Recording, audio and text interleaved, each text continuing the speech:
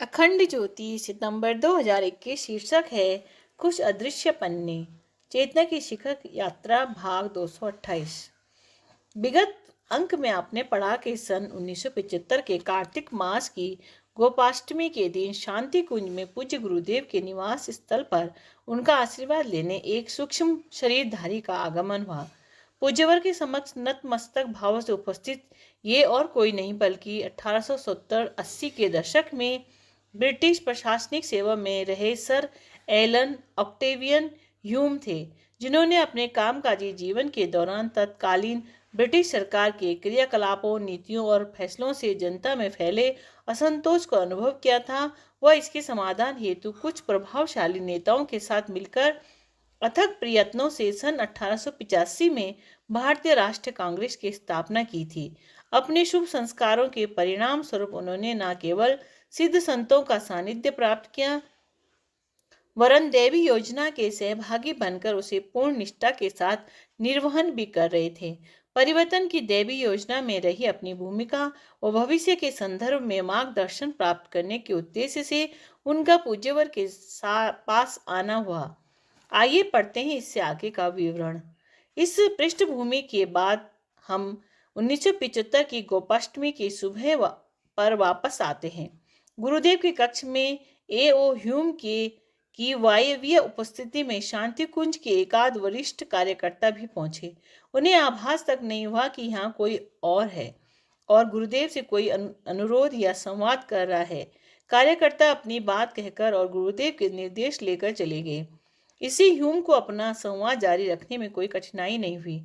तिब्बत के पास एक रहस्यमय क्षेत्र में विश्व को नया रूप देने के लिए तप कर रहे महात्माओं के बारे में उन्होंने कहा कि वे एक बार गुरुदेव को अपने बीच देखना चाहते हैं। वे यहाँ भी आ सकते हैं, लेकिन उनकी संख्या इतनी अधिक है कि सब या अधिकांश अथवा उनके चुने हुए प्रतिनिधि भी यहाँ पहुंचे तो मार्ग में उथल पुथल मच जाएगी। जिस मार्ग से वे आएंगे वहाँ का वातावरण उनके उपयुक्त नहीं है। उनकी उपस्थिति या प्रवास का स्पर्श इसमें परिवर्तन लाएगा और वह परिवर्तन मार्ग में रहने वाले व्यक्तियों को सहन नहीं होगा। इसीलिए बेहतर यही होगा कि गुरुदेव स्वयं उस क्षेत्र में चलें और महात्माओं से संवाद करें। ह्यूम ने बताया कि उस क्षेत्र में 24,118 सिद्ध पार्षद तप अनुष्ठान में निरत हैं और वे समय समय पर दुनिया के विभिन्न क्षेत्रों में जाते रहते हैं। ह्यूम ने अपनी वायवीय सत्ता को भी उस सिद्ध क्षेत्र का अनुग्रह ही बताया। कहा कि वे उन महात्माओं के प्रतिनिधि और संदेशवाहक के रूप में ही काम करते हैं। यह भी कि 1885 में भारतीय राष्ट्रीय कांग्रेस की स्थापना में उनका योगदान निमित्त मात्र था। इतिहास उन्हें इस स्थापना का श्रेय देता है, लेकिन वास्तव में तो वह समय की धारा का सूत्र संचालन करने वाले उन दिव्य पुरुषों की योजना का ही अंग था। इस वार्तालाप में यह भी स्पष्ट हुआ कि थियोसॉफिकल सोसाइटी की संस्थापक मैडम ब्लेवस्की, हेनरी स्टील ऑस्कर, लेडबीटर, एनी बेसेंट और विलियम कून आदि के अलावा भारतीय मूल के सिद्ध संतों और योगियों को भी उन महात्माओं ने संदेश मिलते थे। इन योगियों में श्री अरविंद भी थे, जो 1908 में अचानक स्वतंत्रता आंदोलन और राजनीति से पूरी तरह अलग होकर पांडिचेरी चले गए। उन्हें आभास हो गया था कि भारत की स्वतंत्रता निश्चित है। वातावरण को आध्यात्मिक दृष्टि से संपन्न और उर्वर बनाने के लिए गुह्य साधनाएं आवश्यक है। सूक्ष्म दृष्टि से वे इस ज्यादा महत्वपूर्ण काम के लिए राजनीतिक क्रियाकलापों से अलग हुए थे।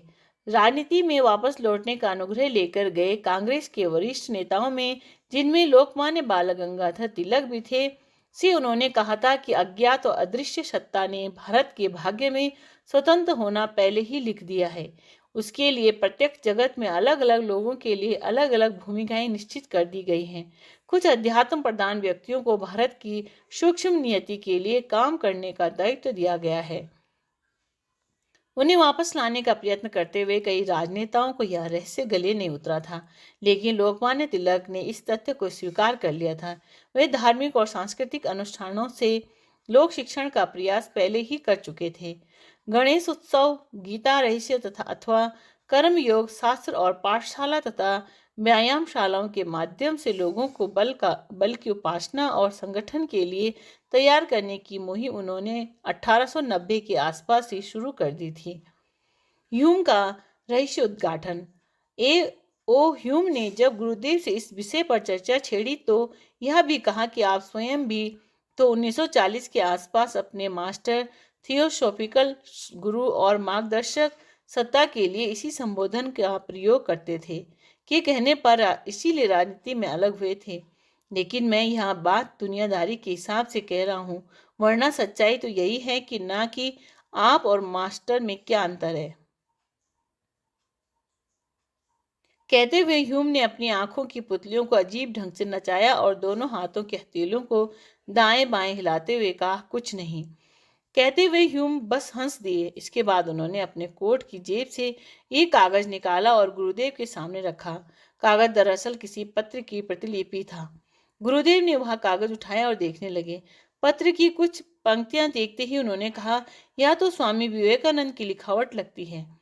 ह्यूम ने पुष्टि की और कहा, हाँ, यह पत्र उन्होंने 1849 में अपने एक गुरु भाई स्वामी तुरानंद को लिखा था। अमेरिका में तब उनका काम फैल रहा था। रामकृष्ण मठ और मिशन की शाखाएं खुल रही थी।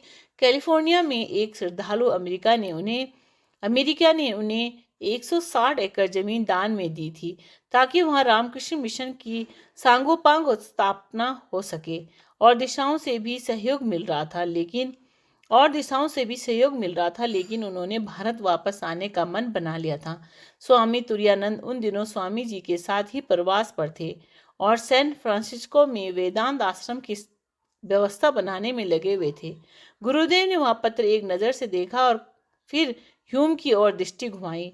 अपनी ओर देखते पाकर ह्यूम ने कहा, गुरुदेव, यह स्वामी विवेकानंद के पत्र की प्रतिलिपि है। पारलौकिक शक्तियों ने इसे तैयार किया है और मुझे आपको दिखाने के लिए सौंपा है। पत्र में स्वामी विवेकानंद कुछ अधीर और उतावले से दिख रहे थे। लगता है वे जल्दी में हैं, जैसे इनके पास समय की कमी हो और वे कुछ काम तुरंत फुरत पूरे कर लेना चाहते हो। गुरुदेव ने कहा। ह्यूम ने कहा, हाँ, यह सही है। हिमालय के योगियों का कहना है कि स्वामी रामकृष्ण परमहंस ने विवेकानंद जी को समय से पहले ही साक्षात्कार करा दिया था और उस साक्षात्कार को फिर मिटा भी दिया था। कहा था कि 16 वर्ष बाद जब समय आएगा तो तुम्हें इस अनुभूति का कोश फिर हासिल हो जाएगा। तब तक भगवान का काम करो। स्वामी रामकृष्ण परमहंस ने जो उस समय सीमा निर्धारित की थी वह पूरी हो रही थी। उनका स्वास्थ्य भी लड़खड़ा रहा था। इसीलिए स्वामी जी अपनी मातृभूमि और गुरुभूमि लौटने के लिए अधीर थे। गुरुदेव ने पूछा, इस पत्र में स्वामी जी ने दोबारा आने की बात लिखी है, परंतु भारत आने के बाद तो वे कभी विदेश लौटे ही नहीं। उनके भारत आने की बात का क्या रहस्य है? ह्यूम ने कहा, स्वामी विवेकानंद अपने गुरु स्वामी रामकृष्ण परमहंस के सानिध्य में ज्यादा नहीं रह सके थे। मुश्किल से 3-4 वर्ष, और वह भी टुकड़ों टुकड़ों में ही उन्हें गुरु का सानिध्य मिला। इसके अलावा उनके मन में शुरू में संदेह भी था। निराकरण होने और समर्पण संपन्न होने के बाद गुरु के प्रत्यक्ष सानिध्य की उनकी लालसा बनी रही। इसीलिए वे चाहते थे कि एक जन्म और हो जिसमें अपने गुरु का काम पूरे मन से, पूरा समय लगाकर और पूरी आयु भर करते रहे। यह तो आप भी जानते हैं कि आदि शंकराचार्य की भांति स्वामी विवेकानंद के लिए भी विधाता ने 17-18 साल की जीवन अवधि नियत की थी। उनके आध्यात्मिक अभिभावकों ने विधि का विधान उलटकर जीवन अवधि बढ़ाई। भगवान रामकृष्ण की कृपा से ही स्वामी विवेकानंद जीवित रह सके। पत्र में उन्होंने जिस वापसी की बात कही है वहाँ स्वामी रामकृष्ण परमहंस के अगले अवतार के समय की और इशारा करती है। उनका आशय था कि परमहंस देव जब एक बार फिर इस धरती पर आएंगे तो वे अर्थात विवेकानंद भी लौटेंगे। कहते कहते ह्यूम अचानक रुक गए। इस विषय को यहीं छोड़कर बोले, संदेश और संप्रेषण का यह तरीका हम लोग पहले भी अपनाते रहे हैं। आपके सामने उपस्थित इस शख्सियत ने अपने लौकिक जीवन में 1883 में वायसराय रिपन को एक पत्र पढ़ाया था जिसमें भावी विपत्तियों से बचने के लिए अंग्रेजी राज में सुधार लाने की बात कही गई थी। उस समय की कई धुरंधरों को थियोसॉफिस्टों ने समय रहते सचेत किया और आज भी कर रहे हैं। क्रमशः शिक्षाप्रद प्रसंग। फारस के विख्यात संत इबादीन सदा खुदा की इबादत और दीन दुखियों की सेवा सहायता में लगे रहते थे। उनके पास अनेक लोग विभिन्न समस्याएं लेकर आते एवं संत उनकी समस्याओं का समाधान करते थे। धीरे धीरे उनकी ख्याति फारस के शाह तक जा पहुंची। शाह की भी संत से मिलने की इच्छा हुई। एक दिन वे ढेर सारे उपहार, कपड़े, खाने पीने का सामान आदि लेकर संत की कुटिया में पहुंच गए। उन्होंने संत के चरणों में कीमती शॉल रखते हुए पुराना शॉल उतार देने के लिए कहा। इस पर संत ने शाह से पूछा, तुम्हारे यहाँ तो अनेक सेवक होंगे? शाह ने हाँ में उत्तर दिया। संत ने फिर पूछा, अगर कोई नया आदमी नौकरी मांगने आ जाए तो क्या तुम पुराने वफादार सेवकों को नौकरी से हटा दोगे? शाह ने कुछ सोचते हुए कहा, नहीं, उन्हें क्यों हटाऊंगा, वे पहले की तरह ही मेरी सेवा करते रहेंगे। नए व्यक्तियों के आ जाने पर पुराने वफादार व्यक्तियों को हटा देना समझदारी नहीं है। इस पर संत बोले, इसी तरह तुम्हारे नए कीमती कपड़ों के मिलने पर क्या पुराने कपड़ों को छोड़ देना उचित होगा? ये भी वफादार सेवक की तरह ही हैं। तुम अपने ये कपड़े छोड़कर जा सकते हो, परंतु पुराने कपड़े अपना समय पूरा करके ही हटेंगे। संत की सादगी के समक्ष शाह नतमस्तक हो गए। वे सारा सामान वहीं छोड़कर चले गए। राधे कृष्ण।